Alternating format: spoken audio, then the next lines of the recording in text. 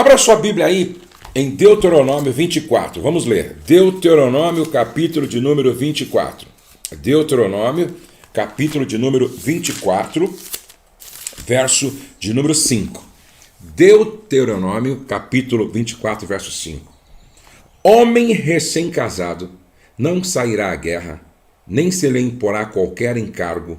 Por 1 ano ficará livre em casa e promoverá felicidade à mulher que tomou. Homem recém-casado não sairá à guerra, nem se lhe imporá qualquer encargo. Por 1 ano ficará livre em sua casa e promoverá felicidade à mulher que tomou. Quanto tempo durava a festa de um casamento judaico? 7 dias. Quanto tempo durava a lua de mel? 1 ano. Preste atenção. A forma como um casal começa, namoro, noivado e no casamento, pode determinar como será todo o resto da viagem conjugal, ok? Bom, casamento é uma viagem, ok? Casamento é uma viagem. Se o casamento é uma viagem, pergunto a todos os casados hoje, como está sendo a sua viagem? Se o casamento é uma viagem, como está sendo a sua viagem? Eu disse de 1 a 10, que nota você dá para o seu casamento, para a sua viagem conjugal? Agora preste atenção. Toda viagem longa, existe 3 coisas imprescindíveis. Você vai escrever aí, por favor, você vai marcar aí. Toda viagem longa exige 3 coisas imprescindíveis, indispensáveis, importantes, fundamentais, preponderantes. 3 coisas. Marca aí. Número 1, planejamento. Número 2, vou falar depois. Número 1, planejamento. Ninguém faz uma viagem de 5.000 quilômetros. Ninguém faz uma viagem de 10.000 quilômetros sem planejamento. Seja de carro, seja de navio, seja de avião. Quanto mais longa for a viagem, melhor tem que ser o planejamento. Mais criterioso tem que ser o planejamento. Planejar significa pensar de forma antecipada. Vou repetir. Planejar significa pensar de forma antecipada. O grande problema é que a maioria das pessoas, apenas marcam a data para começar a viagem, mas não planejam. E quando eu falo em planejamento, tudo começa com a escolha daquele ou daquela com quem se fará essa viagem. Se a escolha for errada, você imaginou que tribulação não vai ser essa viagem? Se a escolha... É por isso que como eu gostaria de colocar num ambiente todos os noivos do Brasil para conversar sobre isso. Não basta escolher apenas com base na beleza estética. Não é isso que torna uma viagem duradoura. Entendeu? Não é isso que torna uma viagem prazerosa. Não, se eu casar com uma menina que tenha beleza estética admirável, se eu casar com uma menina que não seja obesa, se eu casar com uma menina que tenha olhos azuis ou verdes, cabelo assim assado, uma menina assim... Presta atenção. Eu conheço pessoas que são lindas, mas insuportáveis. Eu conheço mulheres que são lindas, mas insuportáveis. Eu conheço homens, presta atenção, eu conheço homens que são assim, tem corpo atlético, o cara é formado, o cara é médico, é engenheiro, é advogado, é empresário, mas são insuportáveis, são intragáveis. pessoas indigestas. Que adianta? Então, é uma viagem. Agora, você já imaginou fazer uma viagem de um mês, 1 ano, 2 anos, 3 anos, 4 anos, tendo ao lado uma pessoa cuja presença só dá desprazer, só tristeza?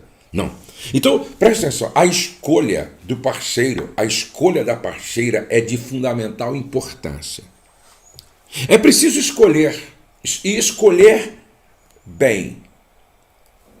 Se você perguntasse para o seu marido hoje, por que você me escolheu?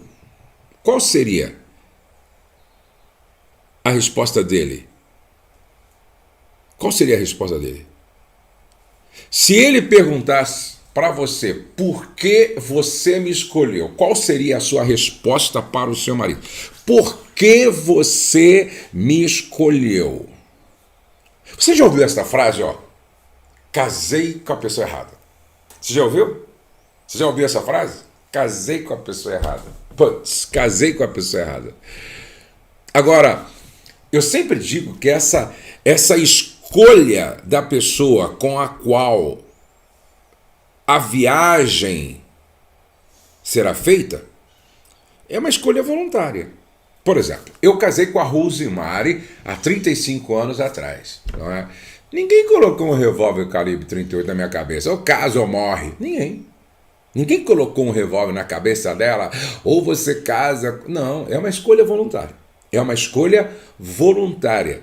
Eu acho que nós, pais, temos um papel preponderante na vida dos nossos filhos. Eu não posso escolher, mas eu posso influenciar. Eu posso orientar, eu posso ajudar, eu posso instruir, eu posso ensinar. Eu me lembro que eu fiz um casamento e o casamento não durou nada, tá? Eu fui convidado para fazer a cerimônia e eu acho que o casamento depois de 3 dias acabou. 3 dias, o casamento não durou 4 dias, no 3º dia acabou. Depois eu fiquei sabendo, sabe o quê? O cara era muito rico, né? O cara era famoso. E a mãe, preste atenção, gente, a mãe armou toda uma situação para a filha se casar com o cara por causa do dinheiro, do status, da fama dele. Não funciona, gente. Não funciona. Isso não funciona. Isso não funciona. Então, presta atenção. Casei-me com a pessoa errada. Por que casou com a pessoa errada? Você orou? Você orou? Você colocou isso diante de Deus?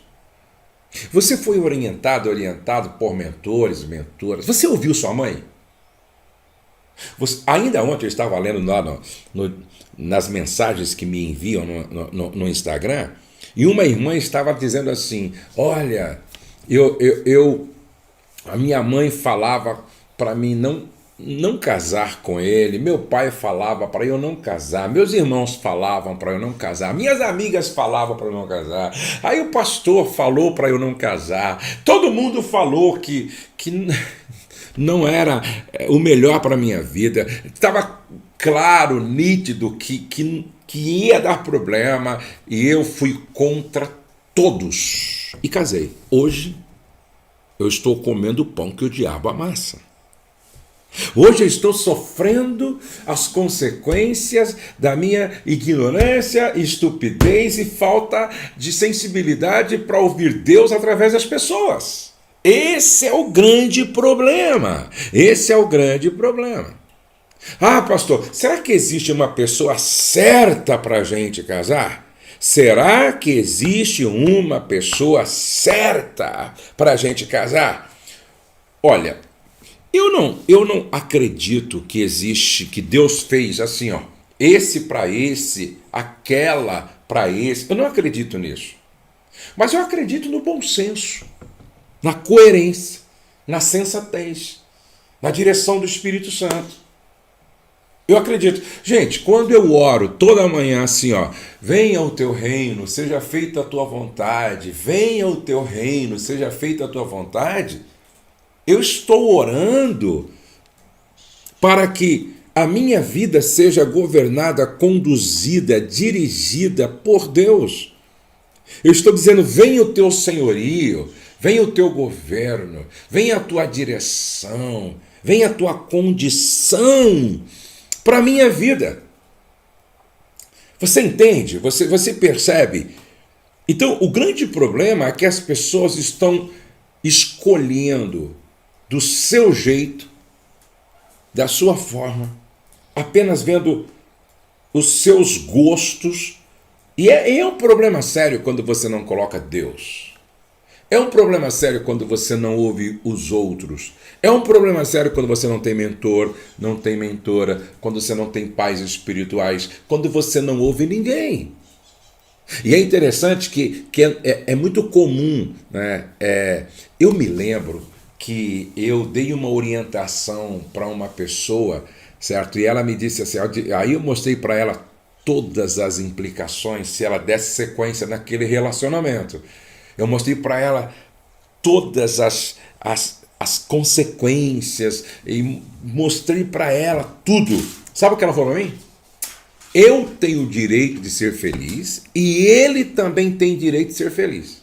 Eu tenho o direito de ser feliz e ele também tem direito de ser feliz. Mais ou menos assim, ó, ninguém tem nada a ver com a minha vida. Sabe o que acontece? Sabe o que aconteceu? Ela deu sequência, assumiu tudo e hoje ela sofre sem poder reclamar muitas vezes, porque ela o fez de forma consciente.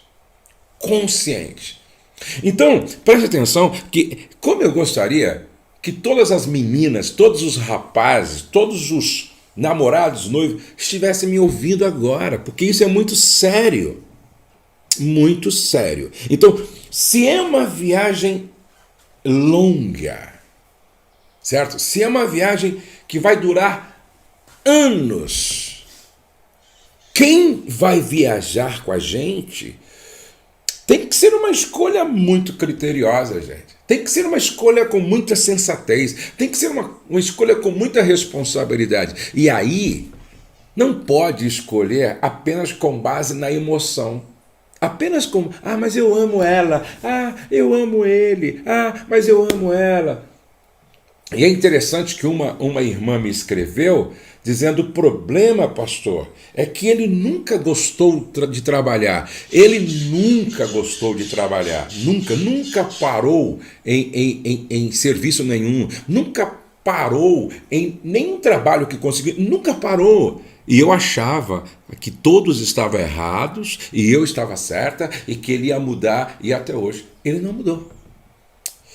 A escolha, então, de quem vai viajar é importante. Segundo, dentro do planejamento, não é?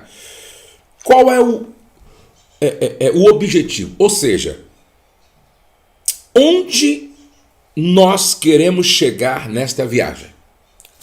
Onde nós queremos chegar nesta viagem?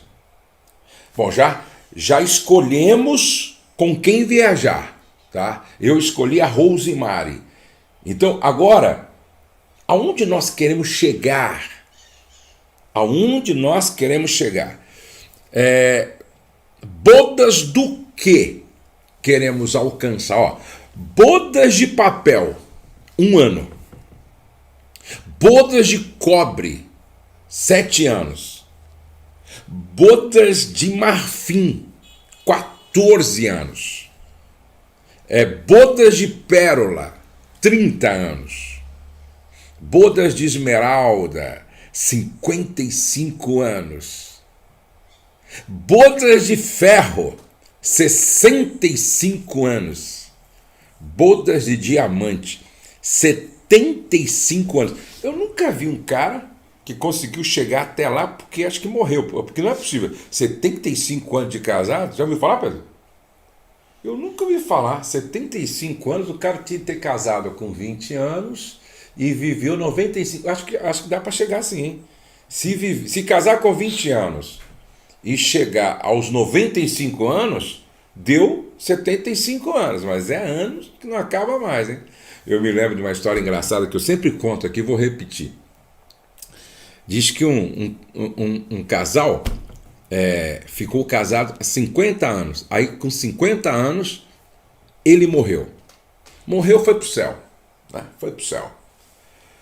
E a senhorinha, com muita saudade do marido, depois de 2 anos, morreu de saudade. Com muita saudade, morreu também. Aí diz que quando ela chegou no céu, ela começou a procurar o marido dela, o velhinho dela. E procura. De repente, bem longe assim, do outro lado do rio, ela viu o velhinho dela. Reconheceu pelo jeito assim tal. Aí ela gritou assim: meu velho! Meu velho! Quando ele ouviu a voz dela, ele gritou lá: alto lá, espera aí! É até que a morte nos separe. Aqui não, pelo amor de Deus, aqui não. Até que a morte nos separe. Brincadeira, gente, brincadeira. Então presta atenção. Salmo de número 128, verso 6 diz assim, olha: vejas os filhos dos teus filhos. Salmo de número 128, verso de número 6. Olha só, Salmo de número 128, verso 6. Vejas os filhos de teus filhos, pais sobre Israel. Aqui está falando de uma viagem longa. Veja os filhos dos teus filhos. Eu já estou vendo aqui os filhos dos meus filhos. Viagem longa. Agora, presta atenção. Ô Josué, eu quero que o meu casamento dure 50 anos. Ô Josué, eu quero que a minha viagem dure 65 anos. Ô Josué, se eu viver 100 anos, eu quero que o meu casamento dure 75 anos. Beleza. Agora, você acha que isso é automático? Você acha que você chega lá sem nenhuma dedicação, sem nenhum esforço, sem nenhuma estratégia, sem nenhum plano? Você tem que montar uma estratégia para alcançar este objetivo de longo prazo. E aí você precisa entender que quem decide como será essa viagem é os dois. Pedro vai casar, o Ney vai casar, certo? São eles que vão decidir como vai ser a viagem. Essa viagem vai ser leve ou pesada? Essa viagem vai ser alegre ou vai ser triste? Essa viagem, ela vai ser uma viagem prazerosa ou com muito desprazer? Quem decide é o casal, pô. Presta atenção. A sua viagem é o resultado das escolhas que você está fazendo, tá?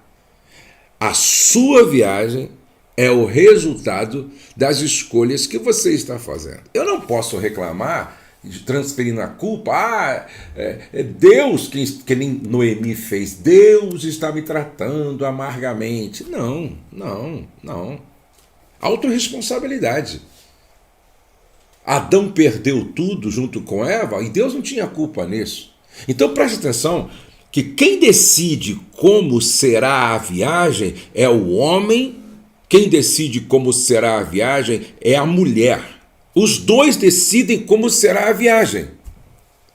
Planejamento. Então, primeiro, faz parte do planejamento, não é? Com quem vamos viajar, aonde queremos chegar, quais são as estratégias para que a gente faça uma viagem a longo prazo interessante, como vai ser a nossa viagem, quantos filhos vamos ter nesta viagem, quantos filhos vamos ter nesta viagem.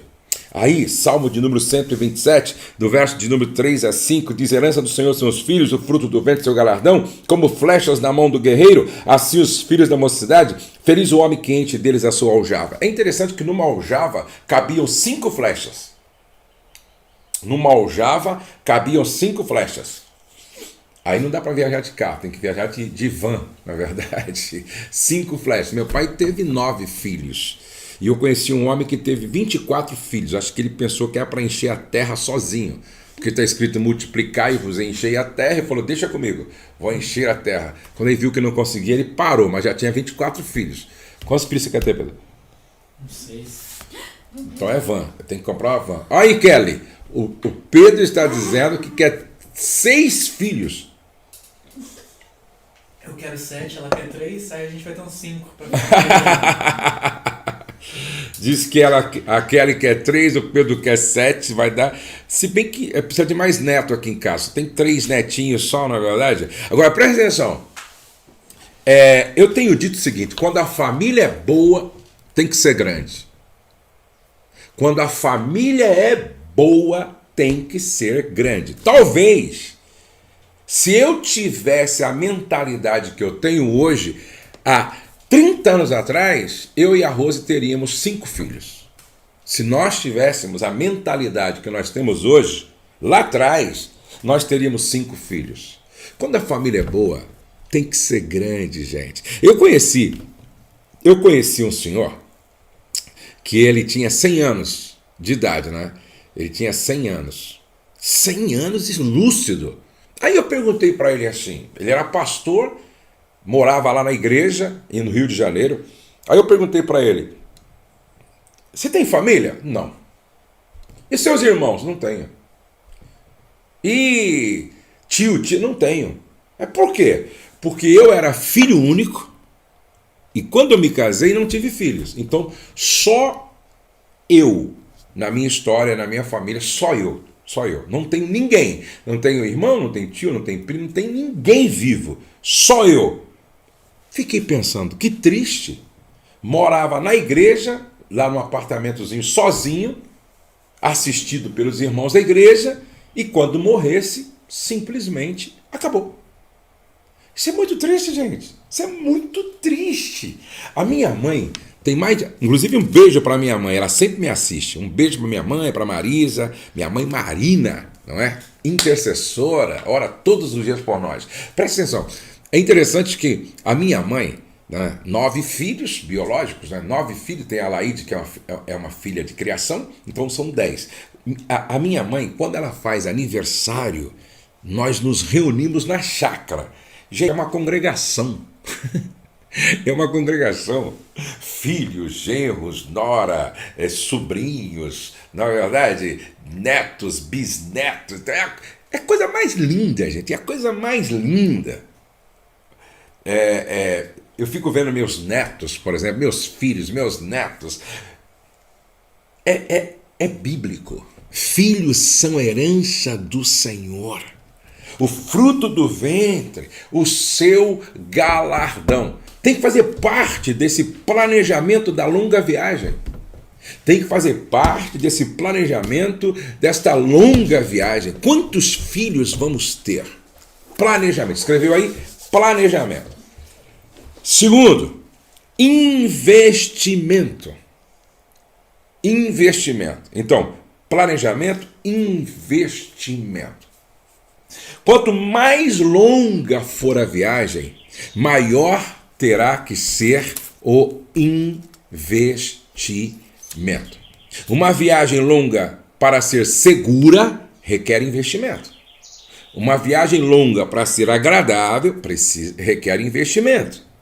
Uma viagem longa para ser saudável requer investimento. Ou seja, tem um preço. Tem um preço. Tem um preço a ser pago. Investimento. Ok? E é preciso entender que a moeda de maior valor nesse investimento é o tempo. A moeda de maior valor nesse investimento é o tempo. Escreve aí. O tempo é a prova de amor. O tempo é a medida do amor. O tempo só investe quem ama. Tempo com qualidade. Terceiro, é importante que você entenda, quando eu falo investimento, o que é investimento e o que é gasto. O que é investimento e o que é gasto. As pessoas confundem. Gastei. Não, de repente você investiu. Gasto é uma coisa. Investimento é outra coisa, entendeu? É que nem dívida boa, dívida ruim, entendeu?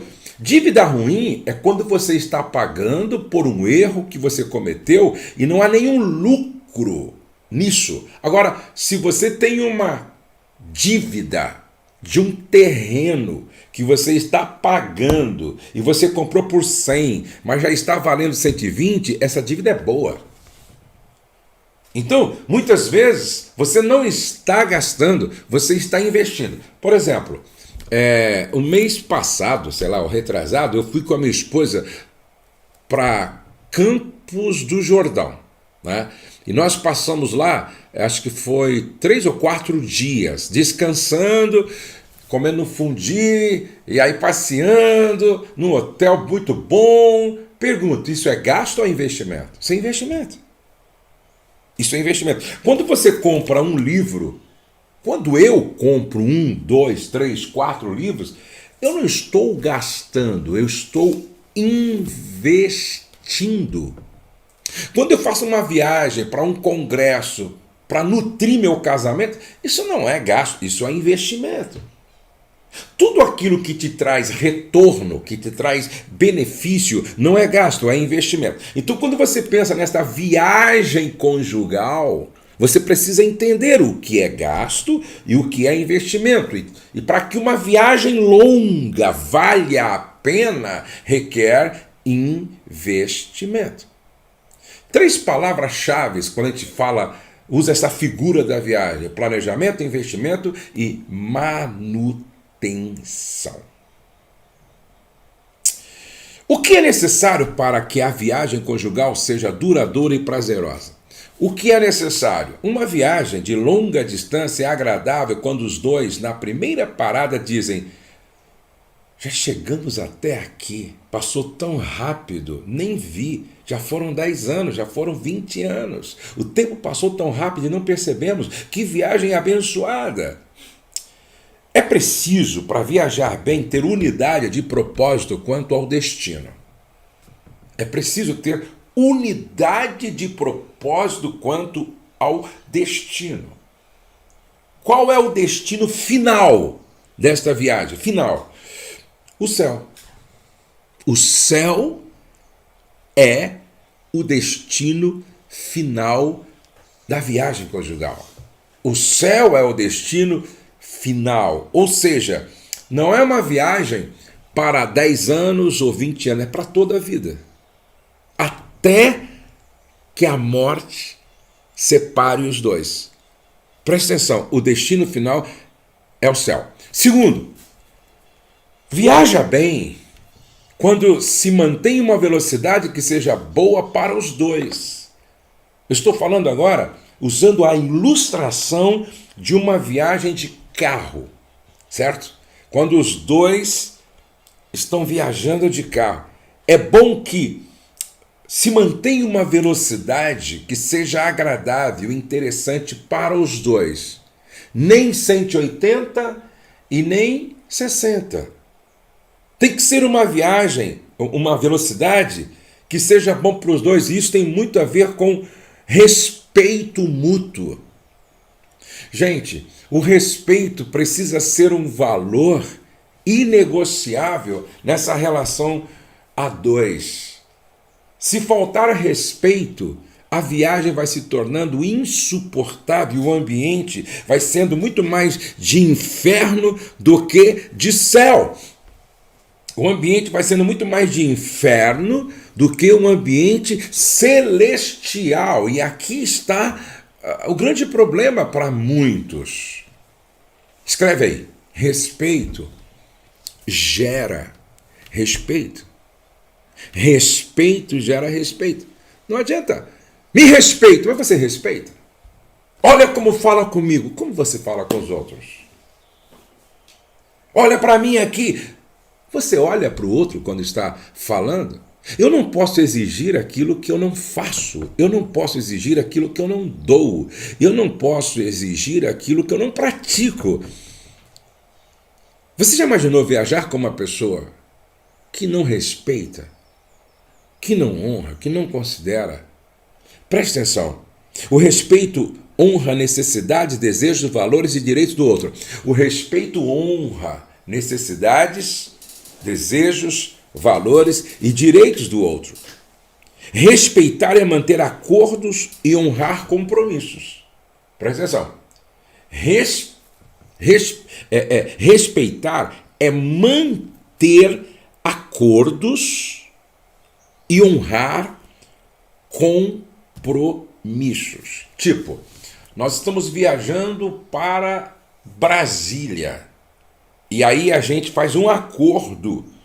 Nós vamos parar em 3 lugares e um deles, vamos parar em Uberlândia, porque lá tem um restaurante que eu sempre gostei muito, diz a esposa. Bom, foi feito um acordo, combinamos.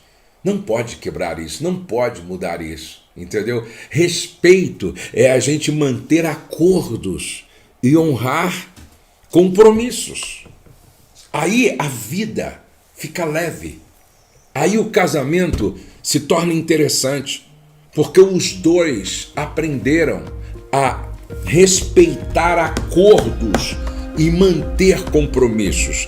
Quando isso acontece, é uma bênção.